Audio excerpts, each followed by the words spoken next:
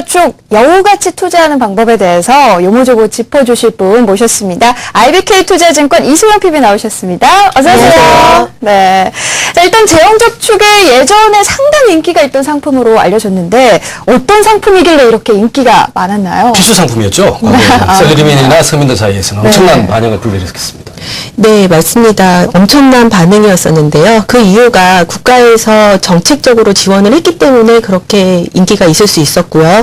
그리고 당시 1976년도 3월에 도입했다가 95년도 폐지될 때까지 저소득의 근로자들의 재산 형성, 목돈 마련이라든가 그런 목적으로 활용이 될 수 있었습니다. 근로자들의 그런 재산 형성을 목적으로 정부에서 만들게 됐는데요. 당시에는 근로자만 가입할 수 있었지만 이번에 출시된 상품은 사업자도 가입할 수 있게 되었습니다. 늘어났습니다. 네. 그리고 게시가 됐던 지난달 6일에는 하루에 29만 계좌가 만들어지는 그런 이슈가 있었습니다.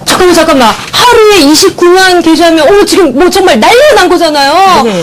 그럼 이거 지금 저희 지금 이러고 있을 때가 아니다. 이거 어디 가서 어떻게 가입해요? 어떻게 해야 되는 거예요? 아니, 이거? 지금 이러고 있을 순간이고요. 이게 맞습니다. 아니에요? 왜냐하면 예. 저희가 배웠잖아요. 이 맞춤 재테리어. 자기 몸에 맞춰가지고 상황마다 이 포트폴리오를 섞어야지 가장 좋은 효과가 나기 때문에 지금은 조금 관망을 하더라도 사실은 자연 수익을 극대화할 수 있는 방법을 찾아야 되는 시점이 아닌가라는 생각을 하고요. 최근에 금리가 많이 낮다 보니까 금리뿐만 아니라 그리고 또 각종 세금들이 많이 발생하다 보니까요. 이 세금에 중점을 두게 되는데요. 가장 관심을 갖게 되는 이유가 재형저축은 비과세라는 부분이 있습니다. 알고 계시겠지만 이자하고 배당에 대해서는 비과세가 있고요. 이자 배당이 비과세이기 때문에 농어촌 특별세만 1.4% 발생하고 있습니다.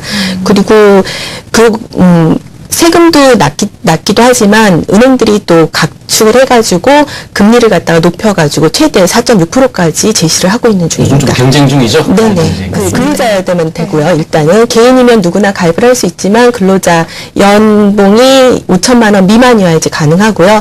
근로자인데도 불구하고 요즘에는 또 투자를 갖고 계신 분들도 있고 이분은 일은 전혀 안 하시고 연금이랑 그 정기예금 그 이자로요. 1년에 3천만 원을 받으시는 분이 계시는데 이런 분들도 가입이 가능한가요? 일은 전혀 안 하시는데 예. 소득만 있다. 네. 불로소득이네요. 예, 네. 그런 경우에는 가입을 하실 수 없습니다. 앞서 말씀드렸던 근로자 연봉 5천만 원 미만과 사업자인 경우에는 3,500만 원 미만이어야 된다고 말씀을 드렸는데요. 거기 둘 다 해당이 안 되기 때문에 가입하실 수가 없습니다. 네, 그렇군요. 근로소득은 아니에요. 네, 그럼에도 맞습니다. 불구하고 모두에 말씀드렸다시피 지금 가입을 해야 될지 말아야 될지 또 의외로 고민하시는 분들이 많이 있습니다. 그 이유는 과연 뭐죠? 그게 가장 큰 이유가요. 비과세 혜택을 주는 이유가 7년을 갖다가 납입을 해야 되고요. 입금을 갖다가 계속 한다든가 보유도 7년 동안 해야 되고 중도해지를 할 경우에는 아까 말씀드렸던 4.6% 최고 금리를 갖다가 받을 수가 없습니다. 그런 부분 때문에 아무래도 다들 망설이게 되는 것 같고 그래서 가입 이후 2주 뒤 처음 개시 이후 2주 뒤 지난 다음부터는 중도 해지율이 한 50% 정도 늘어났다고 합니다. 그렇습니다. 사실 7년을 버티기가 쉽지가 더 어떻게 투자해야 되는지 고민이 많이 되실 것 같아요. 어떻게 운영해야 하는지 투자 전략 좀 알려주시겠어요? 네, 앞에서 시민분께서도 말씀을 하셨는데요. 너무 금액이 또 한계가 있다, 금리도 낮고 소득공제도 안 된다 그런 부분들을 지적하셨습니다. 그렇습니다. 예, 그런 부분들이 있기 때문에요.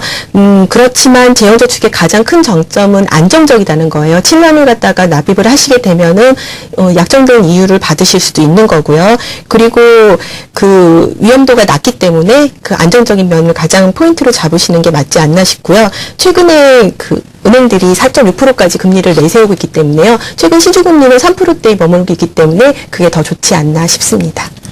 네, 결국 재형저축도 사실 수익률이 관건이라는 얘기인데요. 조금이라도 더 플러스가 되는 수익률을 얻기 위한 그 노력들이 필요해 보입니다. 네. 자, 다른 상품과 분산 투자한다면 조금 수익률을 높일 수 있다. 뭐 이런 얘기도 들리는 것 같아요. 어떻습니까? 예, 맞습니다. 재형저축하면 은행에서만 가입을 한다 생각을 하시는데요. 은행뿐만 아니라 증권사라든가 보험사에서 지금 재형 펀드라든가 그리고 앞으로 출시 예정인 재형저축 보험이 있는데요. 질병이나 사망에 대한 보장까지도 가능한 재형 보험이라든가요. 그 다음에 펀드 많이들 가입해 보셨잖아요. 재형저축도 확정 이자율은 아니지만 시장에 따라 움직일 수 있는 펀드를 가입하실 수도 있는 거고요. 그리고 조금 더 하나의 팁을 드린다면 높은 금리를 받고자 하신다면은 주거래 은행을 이용하시면은 확정 이율 최고 제시 이자율을 받으실 수 있습니다. 네. 네, 그렇군요. 재형저축 사실은 판매하는 기관에 따라 가지고 성격이 좀 많이 달라집니다. 펀드 같은 경우에는 이제 증권사가 되니까 수익이 좀 많이 높아지지만 대신 안정성은 떨어지는 거고요.